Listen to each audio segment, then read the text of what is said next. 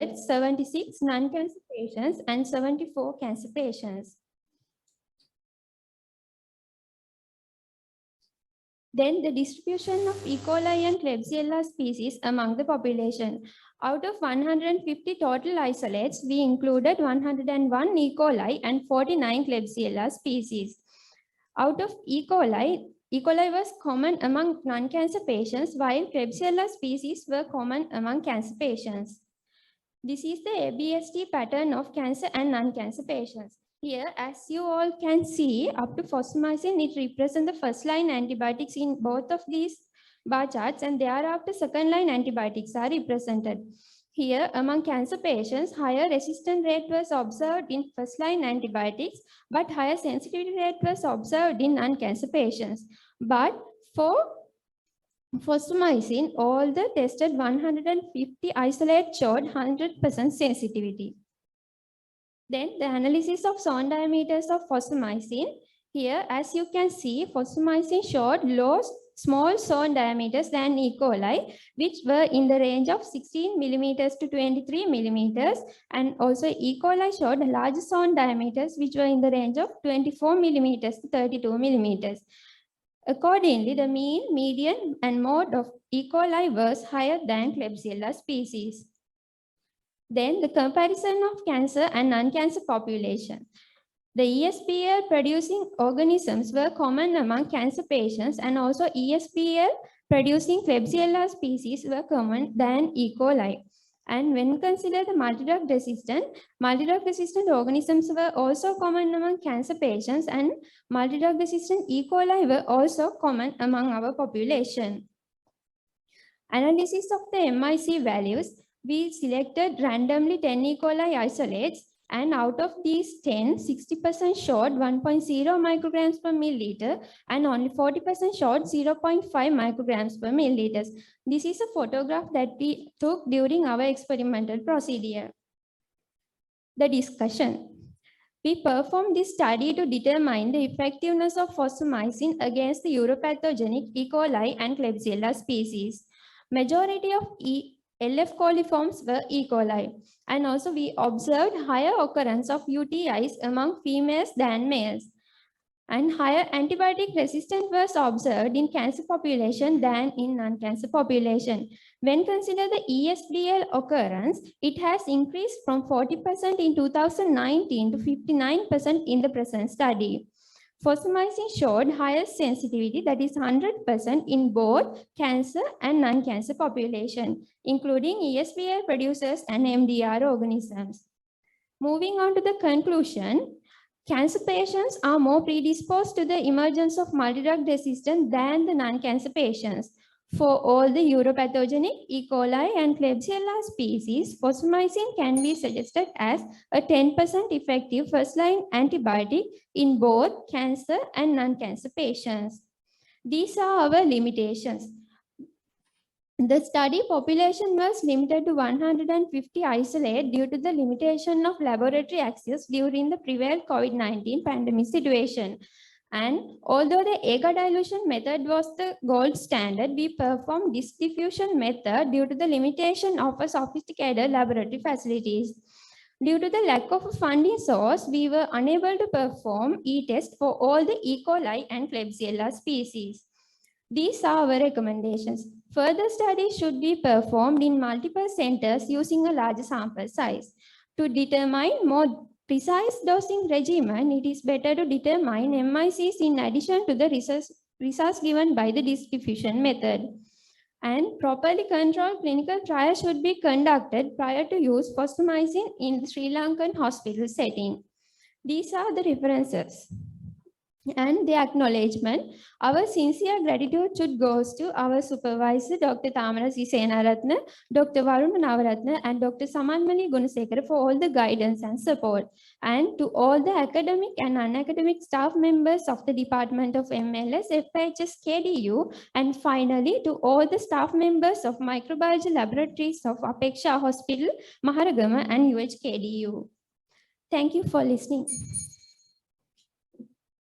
Okay, thank you very much. So the paper is open for discussion.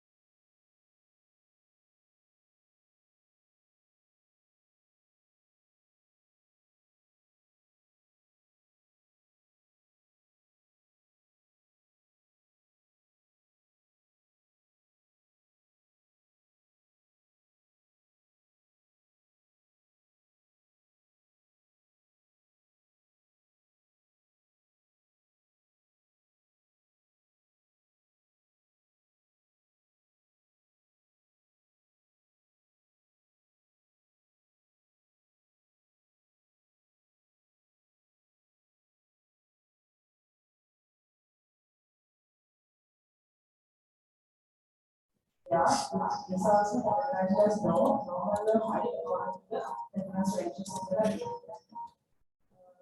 Then after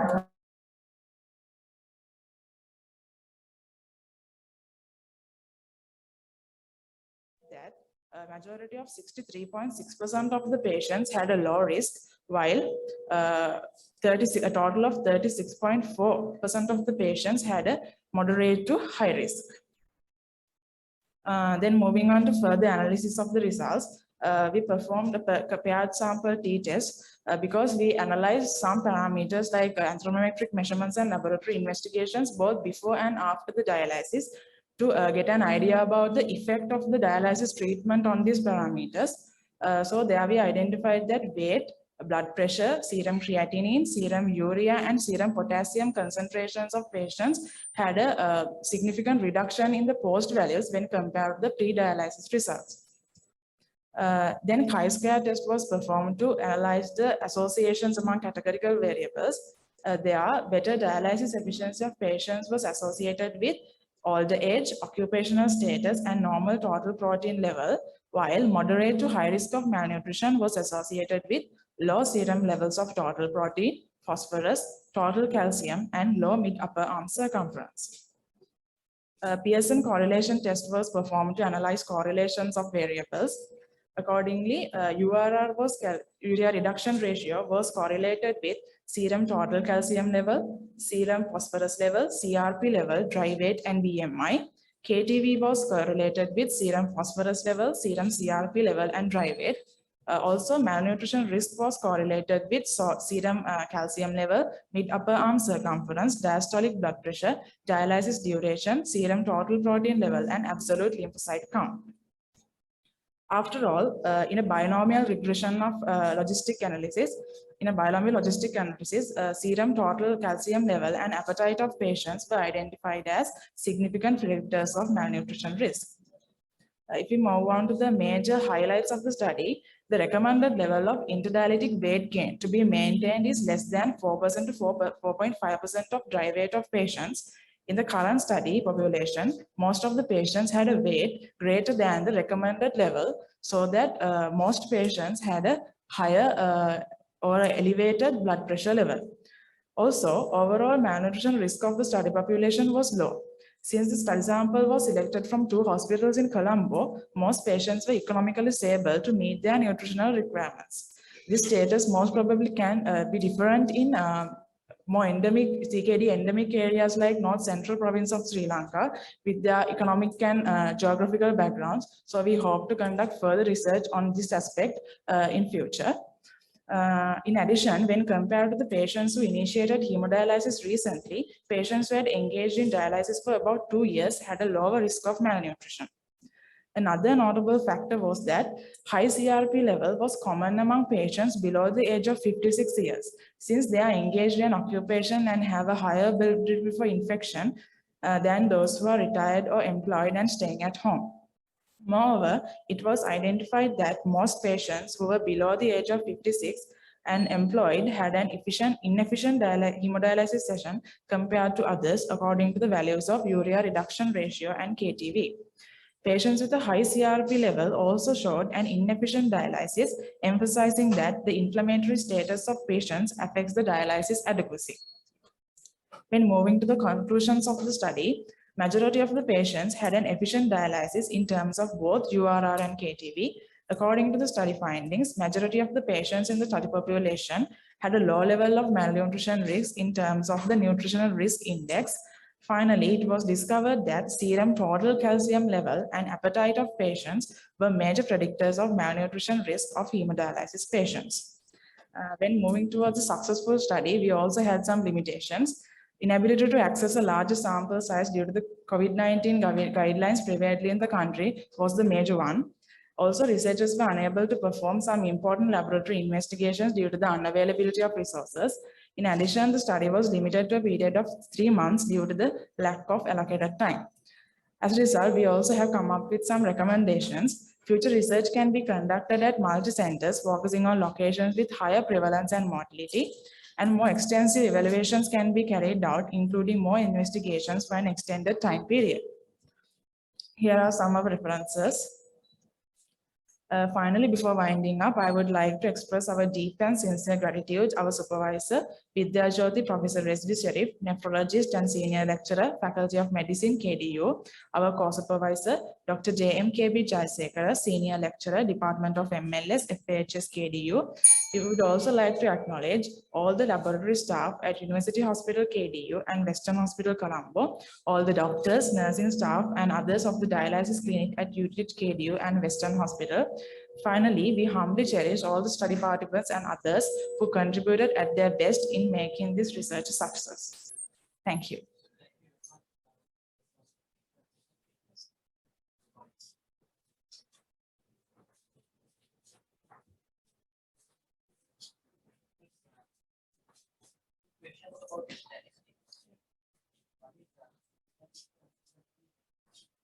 Sorry, sir? Yeah. One is 20, other one is 35, right? You mean paired sample test? Yes, yeah. T-test is not used for more than 30. Now you have used, that is one statistically wrong, right? So all the data will be, you cannot compare. Second point is your Psn correlation. Now you put the P is less than 0.005, right? Yeah. So Psn correlation is used to whether your test is fit for that module. So with that regression, you can say whether is it towards the module or it's far away from the module, right? So that was a little bit doubt for me, right? So your statistics, try to make it strong enough. Sure, Otherwise, thank you. it's a good presentation. Thank you. Thank you. Any more questions from the audience?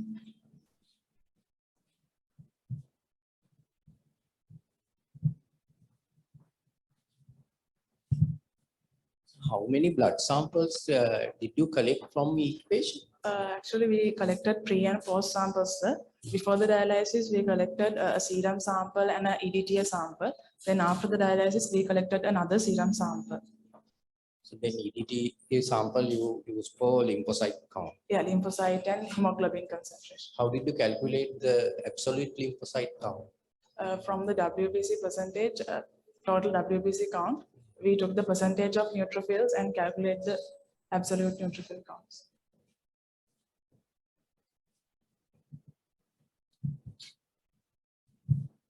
Thank you, Ms. Weerakoon. It was a very nice presentation and you have done a good study. A few things. Have you done a power calculation when selecting the number of patients? Yeah, madam, yeah. Okay. And my concern is now you have selected a state sector hospital and a private sector hospital to collect the sample. Yeah. So do you think that there have been any bias due to this, because the private sector patients would have had more access to nutrition and all those things? Yeah, actually, Would but it have been a in confounding factor? UHKD hospital also, madam, they have to pay for the dialysis sessions. Okay, so same charges? Yeah. Okay, if it is the same charges, then that's fine. And you said the duration of dialysis, when the patients have been on dialysis for a longer period, the results were better, right? Yeah, around 2 years. Yes. How do you interpret that? Why do you think the No, patients? actually, it is based on literature, madam. In our study population, most of the patients were in the range of 6 months to 2 years. Then when compared to patients engaged in dialysis for 1 month to 6 months, their nutritional status is low. But when it comes to about 2 years, their nutritional status is better. But according literature also support that. But another paper says that when it comes to more dialysis duration like 5 years, 6 years, then also the nutritional status gradually decrease. Yes, that is what you would expect, isn't it? So I think that's Around the point 2 that you years can it- study on. Yeah, around 2 years, it gradually becomes better. Then again, it declines. Okay. So did you all look at the differences of the patients in the two locations? No. No. Since the dialysis efficiency was better in both populations, Just- we okay, right. Thank you. And then I really like the way you presented the data collection. Slide 3, it was very nice. Thank you. It was actually a very good presentation. Thank you very much for the presentation. Again, I have a very basic kind of common concern. Now, according to your study, we don't have that much of a problem with malnutrition among these patients. As far as I know that these patients are anyway on a particular dietary plan, right? Yeah. Okay, so do you have any kind of recommendations that you can take forward from your study? Yeah, actually, madam, the study sample was based on in Colombo areas, but this can most probably can be different in more endemic CKD endemic areas like Anuradhapura and Narwal. So we hope to conduct further research in those areas also because due to their economical and geographical backgrounds, they may have a declined nutritional status. Yeah, actually, my question was like, can you recommend kind of a dietary plan for these Dietary people? plan in Sri Lanka, actually, nutritional status is not much of a focus. So I think we need to pay more attention to the nutritional status of patients who are engaged in dialysis. If we can do a screening program or like when they initiate the dialysis about nutrition, we can do a screening program to identify their nutritional status. Okay, Ms. Weerakoon, I think you have done a good presentation. For small clarification, I think what Professor Sugandhika was raised was very correct point, where you have to really look at the prognosis of your dialysis in the long term, perhaps looking at the point where the patient is supposed to go for RT. Because the thing is that's all it's a cumulative factor for the nutritional status. So it's not the time that the patient has been exposed for the dialysis, but actually you have to really look at with the dialysis, what is the outcome, right? And then outcome at the same time, you find that at one point the dialysis will not work for the patient. So he'll be looking for some alternative plan. So this RT is the one. So we have to look at the big picture. Because to our understanding, with the general well-being is compromised on these patients, probably it might have an impact on the nutritional status as well. That is what we have to really look at. Okay. Thank you, sir. Right. Thank you. So with that, we will move on to the next presentation. So prevalence of nasal carriage of Staphylococcus aureus and its antimicrobial resistant pattern in patient on hemodialysis at hemodialysis unit, teaching hospital, Jaffna.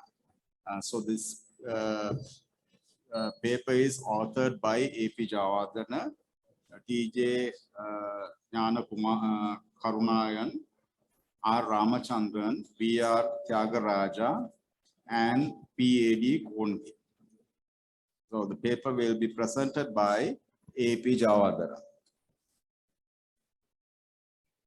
Good morning, ladies and gentlemen.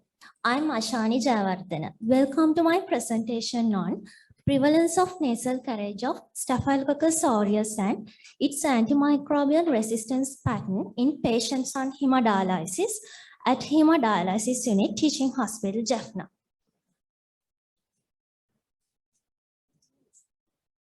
My presentation is structured as follows.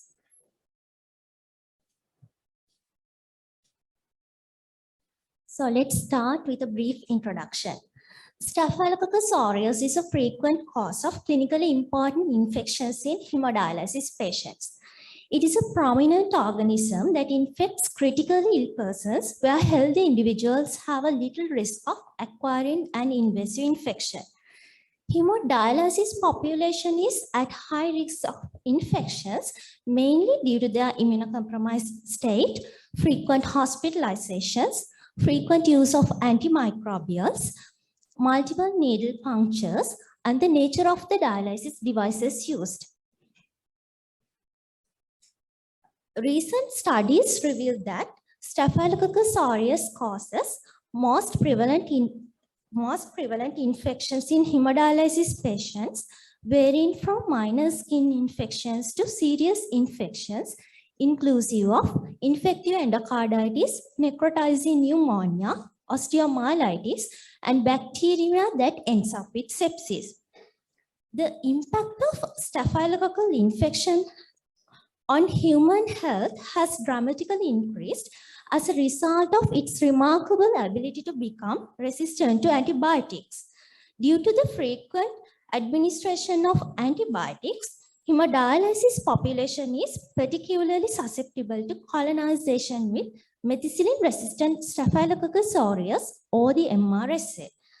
Due to the multi-drug resistant MRSA strains, even the therapeutic options have become problematic. Therefore, prevention of staphylococcal infections is now more beneficial than ever.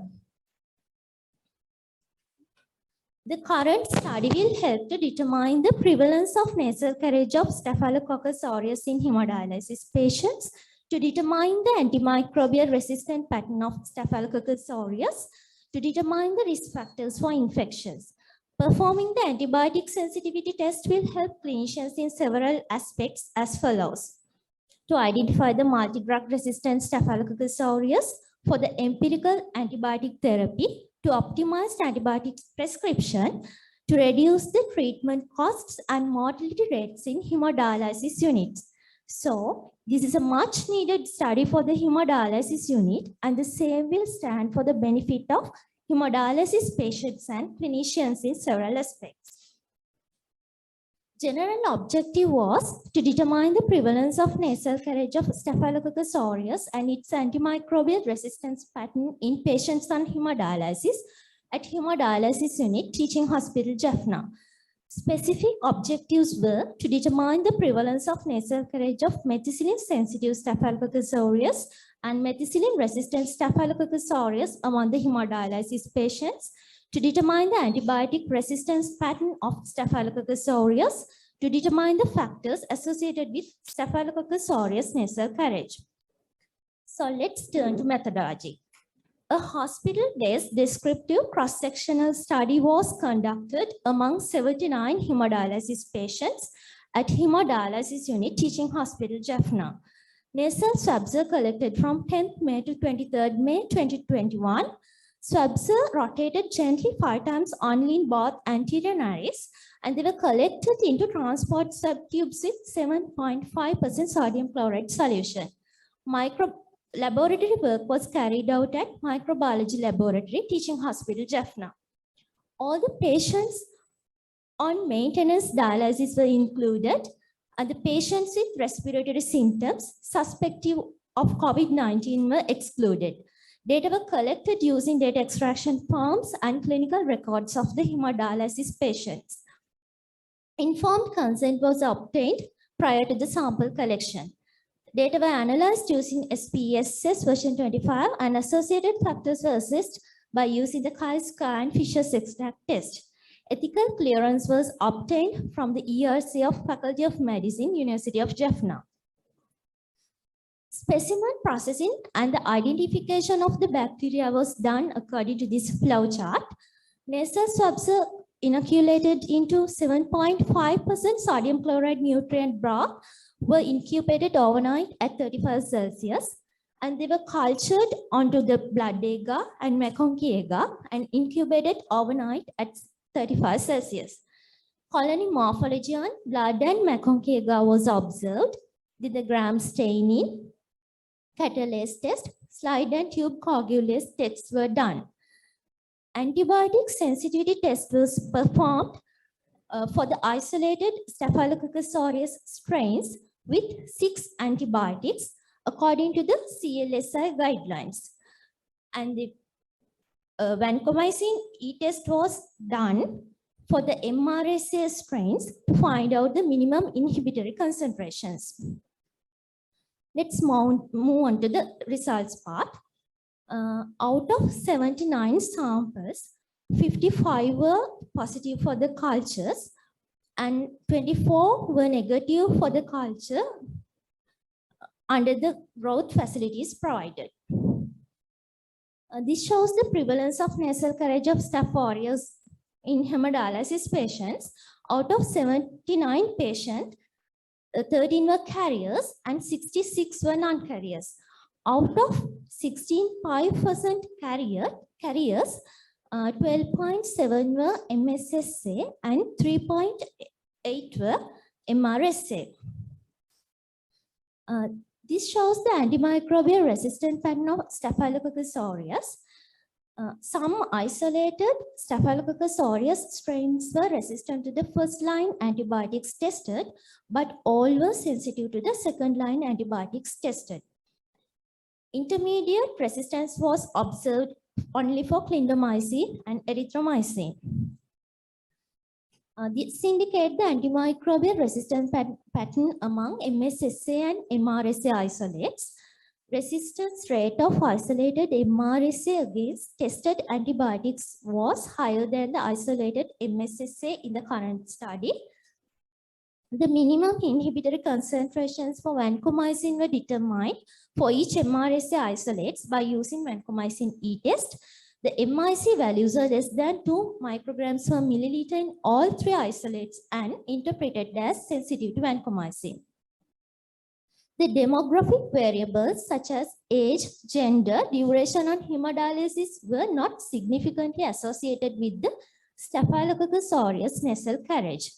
But the medical history variables like previous use of antibiotics in the last 6 months, vascular access type, and one of the comorbidities, diabetes mellitus, were significantly associated with the Staphylococcus aureus nasal carriage. The healthcare variables like admission to medical or surgical wards in last 6 months was significantly associated with the Staphylococcus aureus nasal carrier status. In conclusion, let me sum up my main points. The prevalence of nasal carriage of Staphylococcus aureus among the selected hemodialysis patients was 16.5%, with 12.7% MSSA and 3.8 MRSA, and it was lower compared to some studies carried out in different countries. Associated factors including vascular access type, diabetes mellitus, previous antibiotic usage, and recent hospitalizations were significantly associated with Staphylococcus aureus nasal carriage. Some isolated Staphylococcus aureus strains were resistant to the first-line antibiotics tested, but all were sensitive to the second-line antibiotics tested. All the MRSA isolates were sensitive to the vancomycin, and it can still be used effectively for these patients when they develop line-related infections. In conclusion, screening of Staphylococcus aureus nasal carriage at regular intervals in hemodialysis patients and optimized antibiotic prescription following antibiotic sensitivity tests will minimize unnecessary drug exposures and protect hemodialysis patients from more severe clinical conditions. These are the limitations of our study. The aimed sample size was not achieved because of the limited period of sample collection and limited hospital visits due to the prevailing COVID-19 pandemic situation. Patients with respiratory symptoms during the sample collection period were omitted. Reduced sample size due to the above exclusions may have influenced the prevalence of nasal carriage. We recommend to perform this study with an increased number of hemodialysis patients. Since the hemodialysis patients are more prone to Staphylococcus aureus infections, screening of these patients in certain intervals is recommended. Since the current study area hasn't been much focused in Sri Lanka, similar studies need to be performed in hemodialysis units in different districts to observe the variations in Staphylococcus aureus nasal carriage and associated risk factors. With the references and acknowledgement, I'm going to wind up my presentation. Thank you for listening. Thank you very much. The paper is open for discussion.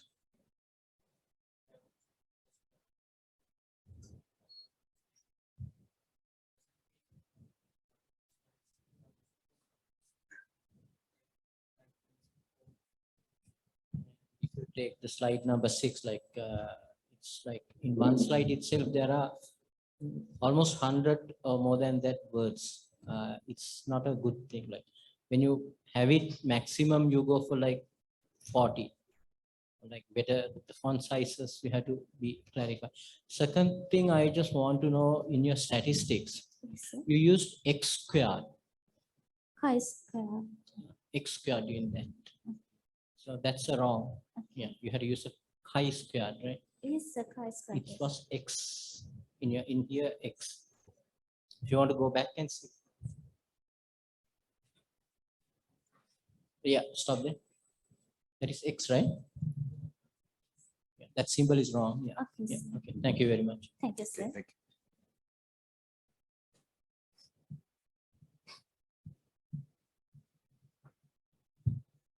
Thank you for your nice presentation. So tell me, how did you identify Staphylococcus aureus from blood agar and McConkey agar plates? Sir, first I observed the colony morphology. Considering the colony morphology, some I couldn't identify. So for some plates I have to do the subcultures. After that, I did the biochemical tests, and from that test only I confirmed the strains. From the morphological appearance? Directly from the morphological appearance, I didn't confirm it, but in McConkey agar, the pink colonies, and in the blood agar, white to cream colonies were from white to cream colonies. I just got an idea. Then performing the biochemical test only, I confirmed it. So you didn't see any hemolysis in the blood Yes, agar beta plate? yes, sir. In some plates I observed, in some blood agar plates. Beta hemolysis. Huh? Yes. Thank you, Ms. Jayathilaka, for your nice presentation. And again, from you also, I just need to know whether you have done a sample size calculation. You said you could not achieve the Yeah, ma'am. sample. How? The actual sample size was calculated sample size was 258, but at the time of sample collection, there were 79. only 110 hemodialysis patients, but I couldn't collect samples from all due to some limitations. So I collected samples only from 79 70. patients. Okay. Right. So you have told that vancomycin is sensitive. Yeah, ma'am. Like all organisms are sensitive to vancomycin, right? Yeah, ma'am. Actually, I isolated 3 MRSA strains. For that 3 strains only, I performed the E-test. All 3 strains are sensitive to the vancomycin. Right. Okay, so I think it's a very good study. If you can do a multi-center study and then see how it is, and now with like less incidence of COVID, I think you can get a good Yeah, sample ma'am. size. Thank you, ma'am. Okay. All right. Thank you for your informative presentation. I think this is something that cannot be kind of prevented by these anyway endogenous organisms getting into the bloodstream and so on. So my question is, now you are looking at MDR organisms here, right? You got some of them are resistant to different antibiotics. Yes, ma'am. So do you have any idea of the mechanisms behind this MDR? Madam, actually, I'm not aware of the mechanism of the multi-drug resistance strains. Say resistance to methicillin. Methicillin, normally in the structure of methicillin, beta-lactam,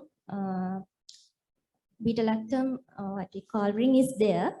The methicillin resistant strains produce beta-lactamase that can affect that beta-lactam ring, so they become resistant to the methicillin. Yeah, they cut it open, right? Yeah.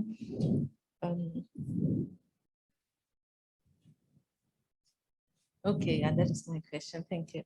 Thank you, ma'am. Okay, thank you, Ms. Jayathilaka. One small thing, bit of a suggestion. Now you are talking about the MRSA strains. Yes, sir. At the same time, have you explored their previous exposure for the antibiotics. Probably, so you can make a root cause by looking at their exposure to previous antibiotic will have some impact on your isolation on the MRSA.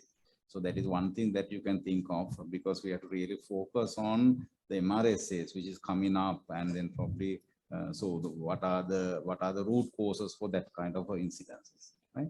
Because I saw that you have looked at on the other commodities that of the patient that you have selected. Yes, and the previous use of antibiotics within 6 months. Yeah, so then probably you can see any correlation with the reported MRSA on your cohort with their previous use of antibiotics as well. Right. Thank you very much. Thank you, sir.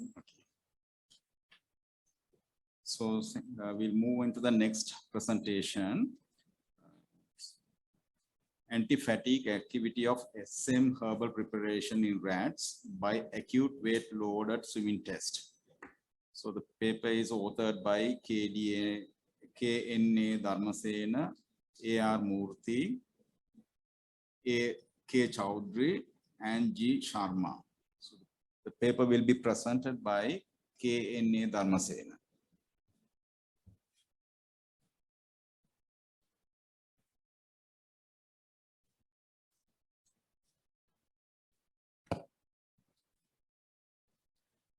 A very good morning, all of you. Myself, Dr. Achini Dharmasena. With the blessings of my supervisors, let me have your permission to present my presentation. This antiphatic activity of SM herbal preparation in rats using acute weight loaded forced swimming test. So this is the outline of my today's presentation. Before I start my presentation, I would like to have your attention for this picture. These two personalities are very good, the popular athletes. One is Marianne Jones, who had 5 Olympic gold medals. However, she lost all the medals and she had to withdraw from the track and field events as well due to because she accused for using illegal drugs or banned substances. However, we were able to protect our Susatika Jayasinghe. She also had the same issue. But the problem is, the issue is still there.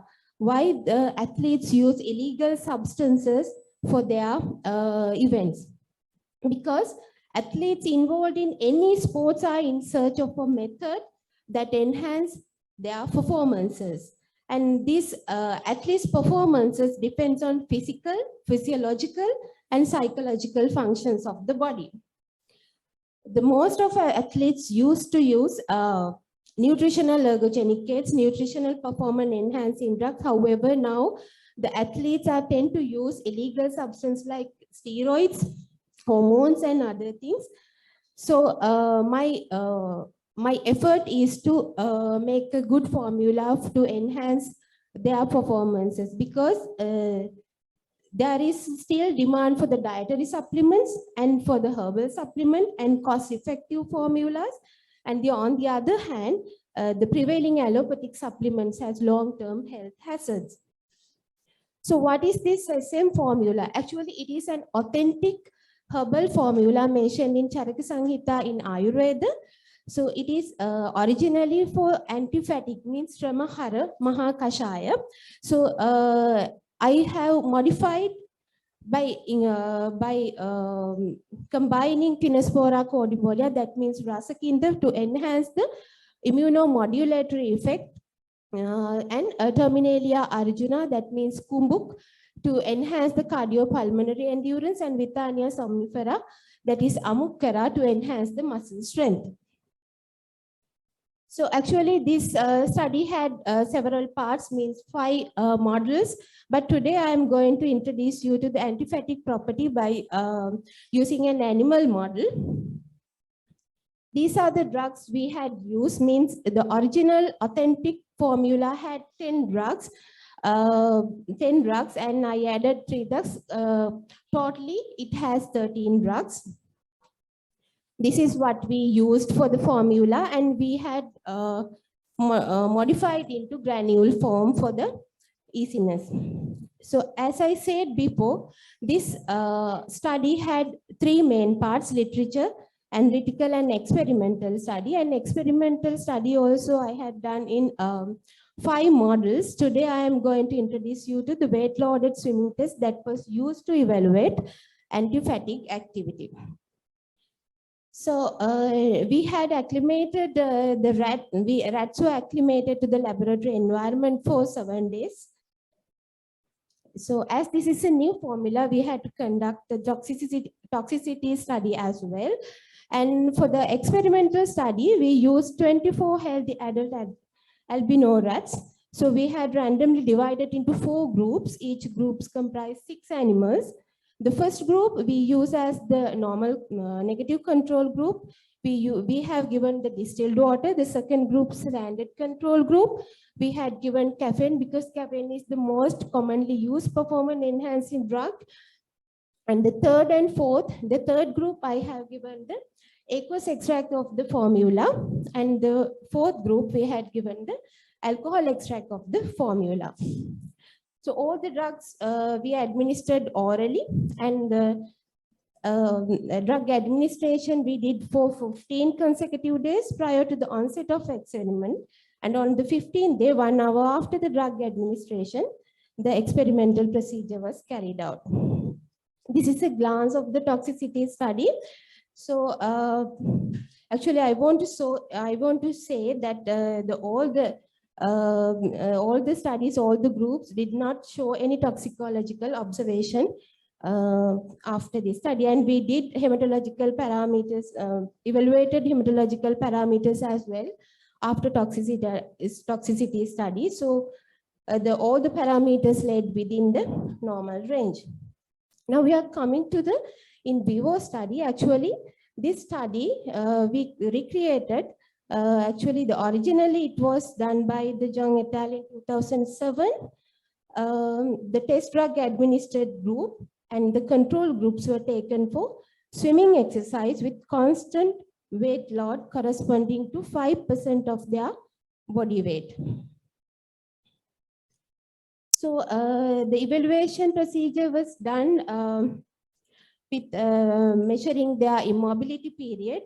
So the swimming period was regarded as the time spent by the rat floating in the water and struggling until exhausted. The rat were assessed until they were getting exhausted. It is considered when they immobile and fail to return to the water surface to breathe within a 10 seconds period. At the end of the session, the rat were removed from the water and dried with the paper towels and placed back in their home cages. So the key evaluation is exhaustion period was measured using the immobility period. So now we are coming to the results and observation. As you see in the table, the group 3, that means the aqueous solution treated group, showed less immobility period. So with the statistical, after giving the statistical treatment, so we have compared with the group 1, that means negative control group. So all the groups showed statistically significant results comparing to negative control, but water extract of SM preparation received group showed highly significant results. So this is the graphical presentation of the mean values of exhaustion period. So we did hematological and biochemical parameters evaluation as well. So as you see, the group 3 had a high mean value of hemoglobin level as well. So this is the graphical presentation of the hematological values after administration of samples. So coming to discussion, the aqueous extract of the SM formula or granules has statistically significant effect comparing to the negative control. So actually, the Shrama means it is anti-fatigue. Shrama we can correlate with the fatigue. It has both mental and physical involvement. However, it is a complex situation where several mechanisms are involved. That mechanism, actually we did the antioxidant assays as well for our formula.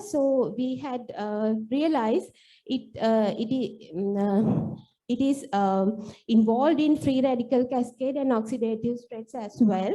So normally the athletes training program has 4 parts actually: preparatory period, pre-preparatory, and competition period and transition period. However, if we are talking about antiphatic activity, the normally athlete focus on the competition time only, but we had to prepare, means if we are giving nutritional supplement like this, we have to go through from the preparatory period.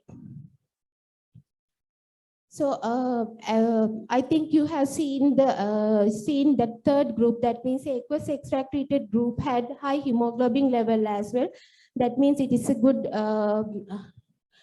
thing to increase their to reduce their hypoxic level when they are in a competition situation. So the modified formulation of Sramahara Mahakashaya actually, or SM formulation, can enhance the endurance of athletes. Further, this formula can be utilized as a safe herbal ergogenic aid in the field of sports. So actually, I did only the preclinical study. So my recommendation is to, we can go through for a clinical research, especially on professional athletes. And that formula also can be developed as a nutritional supplement to enhance the regular endurance workout. These are the references. And I acknowledge my supervisors and organizers of 50th International Research Conference, KDU. And thank you. I would like to have questions as well. Thank you. Okay, thank you very much for your nice presentation. Thank you. So the paper is open for the discussion.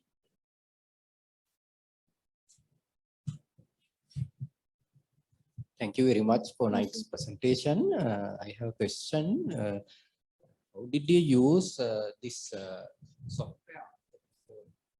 GraphPad Psn software to calculate the statistical things. Yes, for ANOVA. So you got the IC50 value.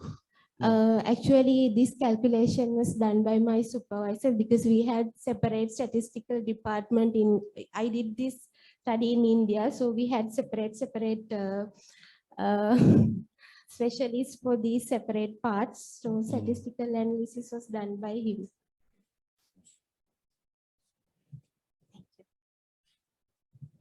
Thank you, Dr. Dharmasena. Your nice presentation. I have just a few things. Now, you have used 6 rats per group. Did you do a power calculation to find out the sample size? How do you interpret results from 3 rats per group to a general population? Yes, actually, we have to follow the OECD guidelines. So according to that, we had to use 6 or less rats because there were amendment at that time, OECD guidelines, 2x, I think. According to that, we had to use 6 animals per each group. Yeah, but you had used only 3, right? Yeah, for toxicity study, we used 3 animals. For your experimental study, we use 6 animals per each group. right. So toxicity, the recommended is 5 females and 5 males per group. Yes, madam, actually in that amendment, it was mentioned the 3 rats for this toxicity study. Okay, so you have done the acute toxicity and the subchronic. Yes. Yeah, so if you are recommending it for athletes who would be using it for a longer period, you will have to do the chronic toxicity Study also. as well. Yes. And what is the exact dose that you used? Because in some places, I think I saw 2000, but the abstract says 20 and 200. Can I see a slide somewhere like 20 or 21 or somewhere? I think you mentioned the 2000 milligrams. I didn't mention. No. Where you had the doses? Actually for Here? yes. Yeah. It is actually for the toxicological studies, but in right, the okay. abstract I use for the therapeutic means the Okay. dose, actual dose. All right, okay. Okay, right. Thank you. Thank you for your nice presentation. I have few comments. First, I like the way that you entered your presentation. So it was really nice. The second one is, it is good if you could have mentioned the Sinhala vernacular names, because some of these plants are actually very familiar to us, but from your you mentioned just once in your presentation, but none on these slides. I didn't see the Sinhala names there, but you had the Pali or the Sanskrit names, which are really not familiar to us, right? Then the other thing is about the statistics. The other professor mentioned, I think when you plan the experiment, you have to look at the statistics. After completing and getting the data, you can't go for the statistics. So you have to look into your statistics. I think it's a good researcher's one of the characteristics. Okay. Right. Only one question I have. Usually with Ayurvedic medication, one of the problematic areas is the hepatotoxicity with long-term usage. So I saw you looked at some of the liver enzymes, right? But you did not emphasize in your conclusion, or when you explain, you did not take that into consideration. But I think that is important. So what did you see about this hepatotoxic activity? Yes, actually, thank you for raising that question, ma'am. Actually, in Ayurveda, it is said, if we are using continuously, it becomes satmya. That means the normal. Like in my formula, it has, I would like to mention the drugs. That means draksha means the mudarappalang, rata indi, and there are some nuts. Priyala badra means several kinds of nuts. And parushakta means it is actually it's not available in Sri Lanka, but we can give ugrasa. We can add ugrasa for instead of parushaka. And ikshu, that means the uk, and yava means barley, and shashtika means it's rice. So these are very common and we are using in day-to-day life as well. So I don't think they develop hepatotoxic effect. And when we are using for a long time, it becomes atmi, means it our body adapt to that chemicals and other things. That's what we have. That's what happened when we are taking food as well. So if we are using it as a medication, we have to finish the course within 1 month. That's what in Ayurveda said. But if we are taking as a supplement or nutritional supplement, we have to go for a long-term use. Thank you. Yeah. Okay, I thank you for the answer. I raised this question because I saw Tinospora, then Terminale Arjuna was also there. So those are not normally used as food substances. That's right? why I had to conduct toxicity study as well. Yeah. So did you see any difference in the liver enzymes? Because I couldn't go through it properly at that time when you showed it. Not changes, madam. No There changes. were not changes. So that must be because of the short-term usage, right? Yeah. Okay, thank you. Okay, thank you very much, Karmasena, for your presentation. So one query. I'm not taking much of a time. Now, you have any rationale of saying that this formulation is work for a long-term endurance that you have observed in a specific mechanism, that it will give some scientific justification of the using it? Yeah. Actually, if you are talking about the endurance, so we have focused on cardiopulmonary endurance. That's why we added Terminalia Arjuna, because it has many scientific studies there in the databases. So that's why we have used, but in animal model, we have seen such kind of good results. But that's why I have to say we have to continue with this professional, especially on professional athletes, because the cardiopulmonary system is working different from the other normal people. So we have to go for more studies if we have to do the confirmation. But for my, according to my knowledge and the experience, I think this will work well. So what is the recommendation is not to touch the professional athletics at the first instance. Yeah. Because you will be creating a problem. So probably you can go for a normal individuals Volunteers, and say what is the exact outcome, because you have to really look at if you are really focusing on the pulmonary function and the cardiology.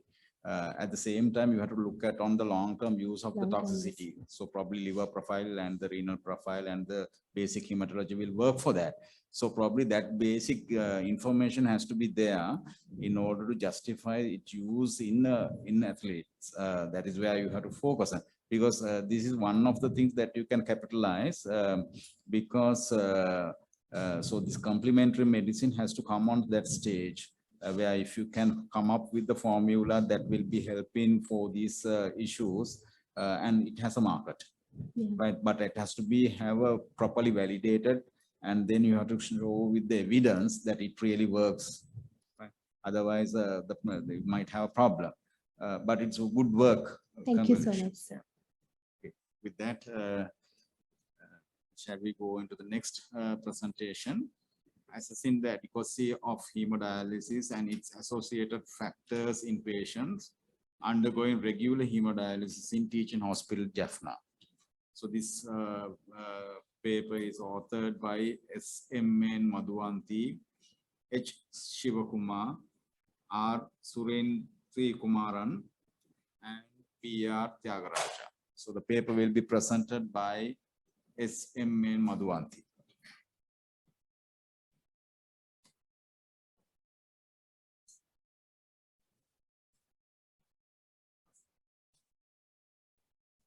Good morning, ladies and gentlemen. I am Nimasha. I'm a medical laboratory science graduate from University of Jaffna. Here I'm going to present my undergraduate research study on assess the adequacy of hemodialysis and associated factors in patients who are undergoing regular hemodialysis in Teaching Hospital Jaffna. We all know that chronic kidney disease has become a burdening question or in health sector in all over the world. Here, for the chronic kidney disease patients, it's recommended to perform hemodialysis in order to make their health status better. So in worldwide, the most commonest treatment plan using for the chronic kidney disease patients who are yet to be in the end stage renal disease is the hemodialysis treatment. So this treatment targets to restore their extracellular as well as intracellular compositions into normal levels as much as possible. So there's one thing that we have to be always go with a good understanding with this treatment. It is measuring their hemodialysis adequacy. By measuring the adequacy of hemodialysis, we can make their physical, mental, and social problems much better, which they are currently facing after getting those hemodialysis treatments. So if we studied regarding their adequacy, if we categorize them as adequately dialysis patients or the patients who are not getting a sufficient dialysis, then we can individually recommend a better plan, or more dialysis sessions on a better plan to make their health status better and to prevent frequent hospitalizations. So in the health sector also, it's very important to the staff for the better patient management. So in this study, I have measured the adequacy of hemodialysis in patients of the hemodialysis unit in Teaching Hospital Jaffna. And while studying, there are various methods which are using worldwide to measure the adequacy of hemodialysis. Here in this study, I have measured their urea reduction ratio and the KT/V value using the second generation dog reduce formula. In in this study, I have used the NKF KDOQI guideline. According to that guideline that referred for National Kidney Foundation Kidney Disease Quality Outcome Quality Initiative guideline, it has recommended as a adequate hemolysis the patients who are obtaining a urea reduction ratio which is equal or higher than 65%, or a KT over V value which is equal or higher than 1.2 in a regular dialysis patient. If such a value is obtained by those patients, it has been recommended as an adequate dialysis. So in this study, my main general objective was to assess the adequacy of hemodialysis patients in the teaching hospital Jaffna, and then I have studied their associated factors. Here, while performing this study, I have studied their pre-dialysis as well as post-dialysis urea levels, and then I have measured their urea reduction ratio and KT over V values while using other details which I have taken from their medical records. And also, after categorizing those patients as adequate and inadequate dialyzed, I have studied the demographical details, clinical parameters, as well as dialysis-related characteristics. In this study, I have included the patients who have been stabilized in dialysis more than 1 month period. As calculated in the sample size calculation, the total sample size was 169. But at that time, in Jaffna Teaching Hospital, according to the renal registry, the registered number of patients were 110. So from those patients, I had to exclude 10 according to the exclusion criteria. So total 100 patients were recruited for this study. And then I have collected their blood samples to measure pre-dialysis urea levels, and after the dialysis sessions to measure the post-dialysis urea levels. Using those urea levels, I have measured their urea reduction ratio according to this formula, and also I have calculated their KT over V value according to the second generation Dorcridaz formula. For this research, the ethical approval was approved by the Ethical Review Committee of Faculty of Medicine, University of Jaffna. So when moving on to the results and discussion, in this study, the majority of the patients out of the 100 were male patients. And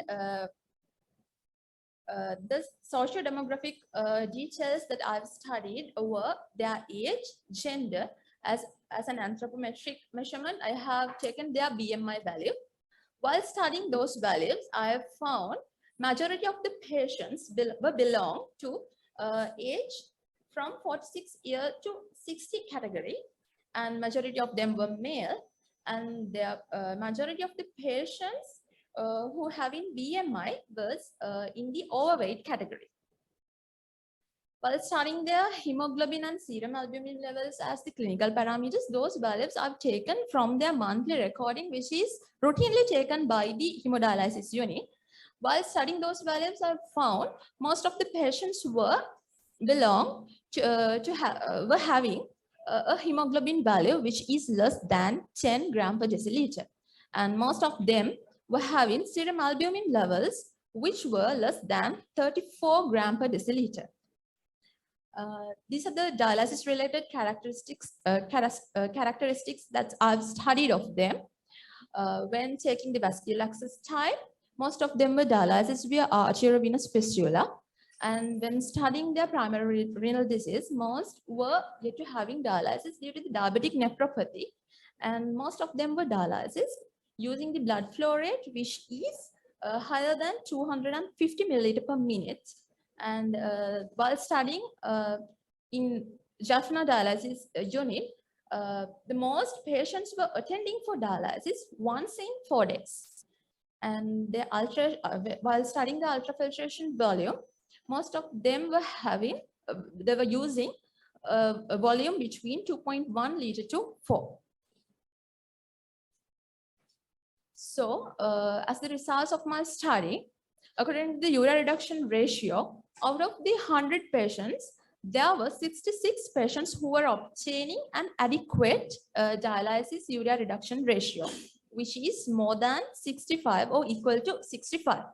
So according to the KT/V criteria, while calculating, there were 69 patients out of 100 who were obtaining an adequate value. So then I study the association between socio-demographic factors with dialysis adequacy based on both criteria. Here, the gender shows a significance, a clinical significance between both male gender between the dialysis adequacy while using the urea reduction ratio.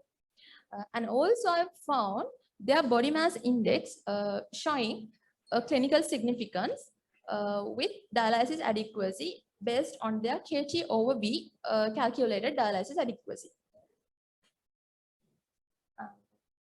Then when studying the clinical parameters, none of the parameters were able to obtain a clinical significance with dialysis adequacy based on both criteria. And also while studying the association between the dialysis characteristics, I found the patient's primary renal disease, their cause of coming for a hemodialysis, that means leading for a chronic kidney disease, I have found there's a clinical significance between their primary renal disease with dialysis adequacy based on KT/V value. And none of the other dialysis related characteristics were not being able to find any clinical significance with the dialysis adequacy based on both criteria. So as the conclusion of my study, I found 66% of patients obtain the URR target and 69% of patients obtain KT/V goal. And the patient's gender, body mass index, and their primary renal disease were found to be significantly associated with hemodialysis adequacy. And the other socio-demographic factors and clinical characteristics or the dialysis characteristics were not found to be associated with dialysis adequacy. So the limitations were the patient's number due to the COVID-19 situation. And also the triplication was not done for the sample as the inadequate serum sample and regions. So here are the references of my study. And I would like to thank my main supervisor, Dr. Homati Sivakumar, and my co-supervisors, Dr. R. Surendra Kumaran and Dr. Brahmar Thangaraja. Thank you very much. Thank you. The paper is open for discussion.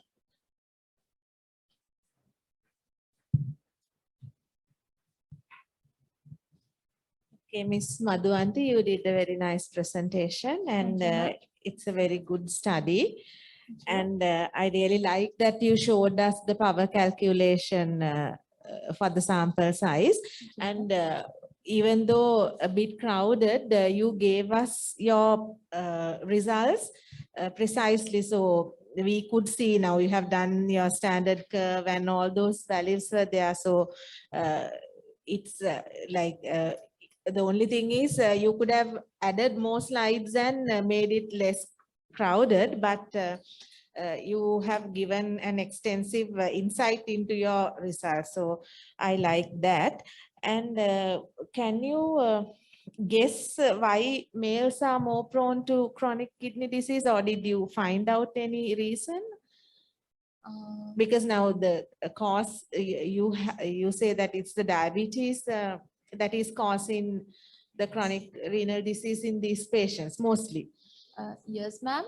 While studying the other studies of the countries, mostly not in European countries, in Asian countries that I've found, the male gender yet to have more urinary tract infections while leading with the diabetes. And then with that impact, they have been, with the time, they have been affected their kidneys.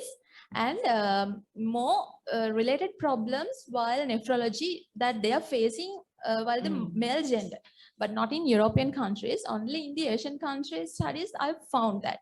So I think in this study also that male gender has become prominent for leading to end-stage renal disease. So I think sometimes it can be with their clinical conditions. That's what I think, madam.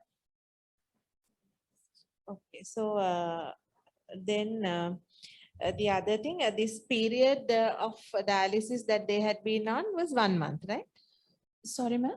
The dialysis period you said the patients were on, they had been for 1 month. That means, ma'am, the Minimum of 1 month, is it? No, ma'am, I've told that I have excluded the patients who have not been stabilized in dialysis to Within a calculate month. their Okay. adequacy. So patients who are dialyzed, their dialysis time which has passed more than 1 month, only I have taken. Right. Others I have excluded. Okay, thank you. Thank you. Your presentation is very, very interesting. I have just one query. This is for my information, actually. I was curious as to why the dialysis frequency, because some received 3 times a week, some more, some less, right? So how do you determine the frequency of dialysis per week? Madam, regarding the frequency, madam, in every patient that they are maintaining a record book. In that book that they have categorized them according to those 4 categories I have used. Yeah, twice a week, thrice a week, once in 3 days and once in 4 days, like that. So I have used that measurement according to take the details of their frequency. But I think that Jaffna Hospital is the regional unit that they are having for the whole northern province. So all are coming for the dialysis treatment, that all hospitals are guiding them to come to the Jaffna Teaching Hospital. So there's much crowd. So I think according to their critical their condition, their critical conditions, that doctors are recommending sometimes according to those 4 categories, that I think that's why it has been included in their medical record book. From that only I have taken the details from their clinical records. Yeah, that is kind of an educated guess, but I think there should be a kind of a scientific explanation behind that kind of a prescription, right? Thank you. Okay, thank you, madam. Okay, thank you. So it was a very interesting presentation. So probably, so the associated factor during the hemodialysis is one of the main focus at the moment. So probably you can have a little bit of an insight of what exactly you find in this particular study and have a little bit of a recommendation as well. So with that, we are winding up the technical session 1 for this morning. So I would like to thank all the authors who has done tremendous work in their presentation, and on top keeping on time during their presentation. So if you really look at the areas of today's presentation, it was in a major fields, and probably what I really expect from the authors is to move forward on your findings and see how it can be implemented. So those are the things in form of a recommendation, or if it is in a novel product as you worked, and because this is what exactly we need at the moment. So basically, as I said, as a is an introductory remark, our core research should not be restricted on the research itself. It has to be real look forward. If we can move forward and see how we can make use of that findings in the day-to-day life. So if perhaps on the clinical setting, or is it on the nutritional aspect, on the day-to-day practice, and then formulating the recommendations, that kind of a thing. So that is where we have to really focus on. So I thank all the judges who came and spent the time and the effort on judging this session. At the same time, organizing this event from the KDU and all the participants at this forum. I think we have a little bit of a good productive session on this technical session 1. Thank you very much.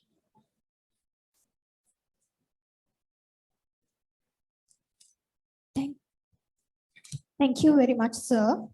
Ladies and gentlemen, we have come to the end of the technical session on medical laboratory sciences. Before concluding the session, I would like to invite the chairperson, Professor P.B. Galhena, to award the certificates to the presenters as a token of appreciation.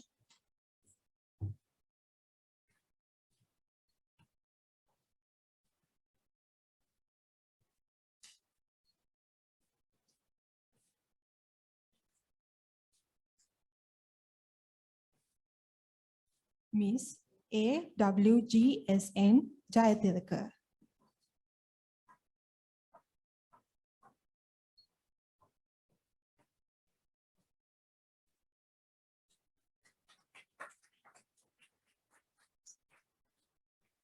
Miss DCR Weerakoon.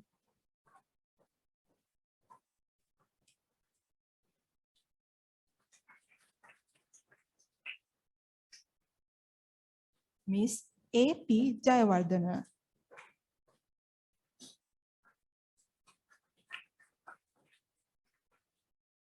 Dr. KNA Dharmasena.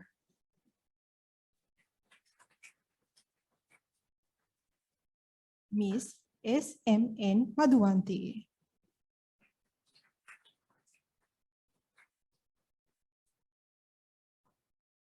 Thank you, sir. And please remain on stage to present the memento to the panel of judges as a token of appreciation. I humbly invite Professor Chandrika M. Nanayakara, Professor, Department of Plant Sciences, University of Colombo, to receive the memento.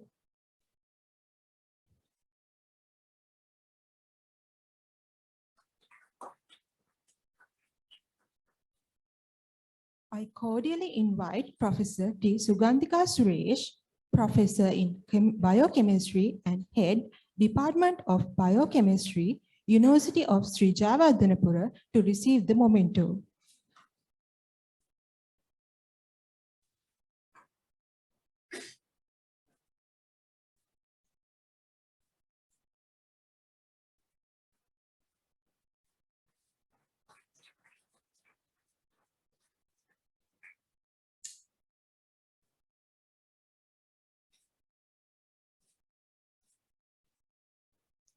Now, I humbly invite Dr. G.U.S. Vijayasekara, Senior Lecturer, Faculty of Medical Sciences, University of Sri Jayawardenepura, to receive the memento.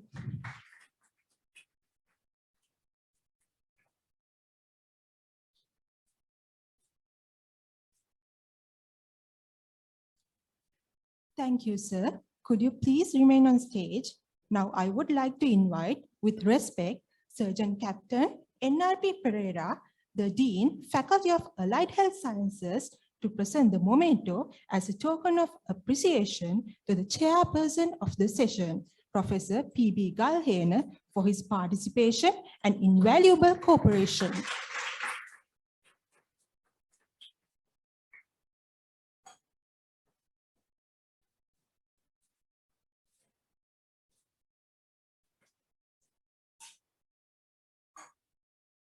Thank you, sir.